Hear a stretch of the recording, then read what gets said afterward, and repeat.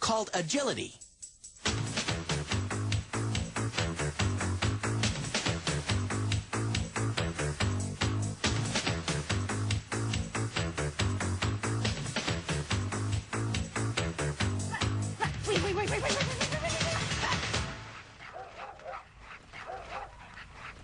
I started working with agility, with a trainer, because I found my dogs trained in obedience, or did their obedience training much better if I interspersed the training with a few obstacles and some fun.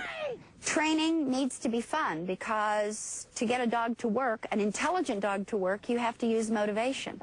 And I found that agility obstacles were fabulous motivation. It's fun to them, but it also gives them boundaries. When not running around an agility course, some Rottweilers can be found rounding up a few of their animal friends. The Rottweiler's pretty much a natural when it comes to a get-together. The Rotties still have a very strong work ethic, not necessarily herding ethic. They have a lot of prey drive, and you can use that. But the very fact that you can take a Rottweiler and tell them, I need you to perform this task, and they want to so badly, they'll work through the tough times. Paula's friend, Terry Parrish, owns many breeds of dog. But it's the Rottweiler herding instincts she finds most impressive. The best herding dogs know, but they certainly are rivaling in terms of temperament and disposition any of the AKC dogs I've seen. Well, with any kind of training, you don't want to put the cart before the horse. But to harken back to their working class roots, you just might want to put the Rottweiler in front of the cart. Paula's organized weekly karting sessions with fellow dog owners in a park near her home in San Diego. While karting can be loads of fun for people, it's the dogs that love the attention and the activity. Not only do they want to do it, they were bred to do it. While the Rottweiler is believed to be descended from the rugged herding dogs of ancient Rome, the primary development of the dog we know today took place in a German town named Das Rottweil, or the Red Tile, named when excavations uncovered red tiles of old Roman villas. In the middle of the 19th century, with the advent of railroads, the practice of herding cattle to market was outlawed, and the number of Rottweilers dwindled. But thanks to dedicated breeders and a demanding standard, Rottweilers are back, stronger than ever, in Germany. Anton Spindler breeds and trains Rottweilers in Germany, not far from the town where it all began. Like many German breeders, Anton strives to preserve the breed's original instincts. One way is through an activity known as Schützen, the German word for protection dog. The sport of Schützen is designed to enhance the breed's natural hunt and prey instincts in a controlled environment. I don't compromise on the character. This is the biggest point. And of course, according to what I already have and what I already have achieved, I like to see very high qualities in the conformation part and of course also in the working parts. Here. His quest for perfection shows in his own backyard, with a young male named Fausto, a direct descendant of the original German herding stock. He's a very good dog, very confident dog, which is sometimes also a little bit of his problem, because sometimes he gets a little bit too cheeky. He goes a little bit over the top, and then I have to tell him, listen, this is not what you're allowed to do, but this is part of my training.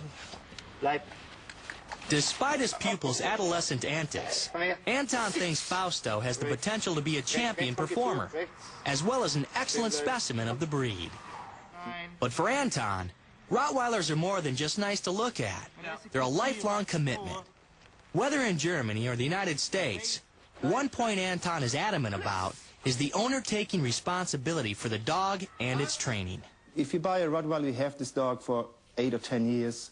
You have to keep in your mind that this dog needs a certain education, just like everything else, like a child. Good breeding, good training, dedication, and respect. Elements that make a good Rottweiler anywhere on the planet. Rottweilers first arrived in America in 1929, and 2 years later, the breed was accepted for registration by the American Kennel Club. During their first decade on U.S. soil, the breed was an American rarity. In 1940, the AKC registered only 11 Rottweilers. 20 years later, the Rottweiler population grew, but it grew moderately. According to Susan Rademacher, a second-generation Rottweiler breeder, this was the golden age. Well, at the end of the 50s, we had a Rottweiler population that was large enough that it would support breed clubs across the country. And we think of it as the golden age because these clubs started and they offered many firsts for the breed. We had our first obedience trials and our first tracking tests and our first confirmation shows. We were introducing it to the population. We were showing the world what great dogs we had. They were fascinated with them because they were big. The ones that they saw were very social. Our dogs were very well behaved then. People who had other breeds and had never seen a dog like this were really attracted to the Rottweiler. Susan and her Aunt Joan Clem are considered among the top Rottweiler breeders and enthusiasts in America. With more than 50 years of experience, they have seen the breed's popularity rise from virtual unknown to near the top of the charts. After steady growth in the middle of the century, by 1994, the Rottweiler absolutely skyrocketed to become the second most popular canine in America. The meteoric rise was perhaps too much of a good thing. Like all other dogs, the surge in popularity can bring with it complications in breeding, resulting in health and behavior problems. I hope that the Rottweiler population will continue to decline. I think the public education that we have done and the American Kennel Club is doing, educating people on dog ownership has been a great help. I want to see the Rottweiler being bred to be the all-purpose dog that it is, but basically it's got to live in today's society. It's really got to be the great family pet that it can be. Responsible owners and breeders emphasize that despite the public perception, this is a great family dog, and with proper training and socialization, Rottweilers can be a child's best friend. My great-granddaughter has Wolfie, and of course Wolfie is 9 now, and my granddaughter is 5.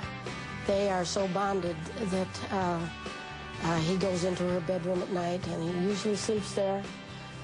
He checks her in the middle of the night to be sure that she's all right. When she's been someplace, the first thing she asks for when she comes in is, "Where's Wolfie?" They said it very well when they said that Rottweiler is a dog with unfailing good humor. They just have these natural instincts that make them, again, trainable, but make them great family dogs. As accomplished as Susan and Joan's dogs are, their most important role is that of family member. He's the kind of dog that if I'm there, he will bounce all over and play with me because that's what I do with him. If my mother's there or her friends are there, then he's very gentle and he's very caring. He's a great example of an American Rottweiler because he's very adaptable. He's a good cart dog.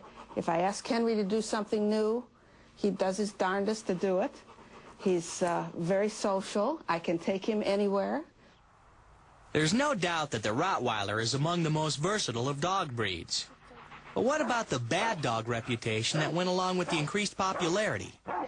Is a Rottweiler the breed for everyone? The answer is a resounding no. As wonderful a family dog as they make, they aren't for everybody, you know. This is a strong, hard, working dog. It has to keep its brain working all the time. And if you don't keep it active, and if you don't train it and socialize it, it will take over your house. If you want to be a Rottweiler owner, then you're taking on the responsibility of a large, strong, intelligent dog who will want to do something. And you're going to have to be prepared to do something with this dog. By design, the Rottweiler's a lot of dog, maybe too much for most owners. But for those considering bringing one into their homes, first it's time to hit the books. A breed this powerful requires education by both the owner and the dog. An uninformed owner and an unsocialized, untrained dog can be a dangerous combination. This combination has created a stigma that often reflects the Rottweiler in a bad light, an undeserved reputation as a somewhat unsavory breed of dog.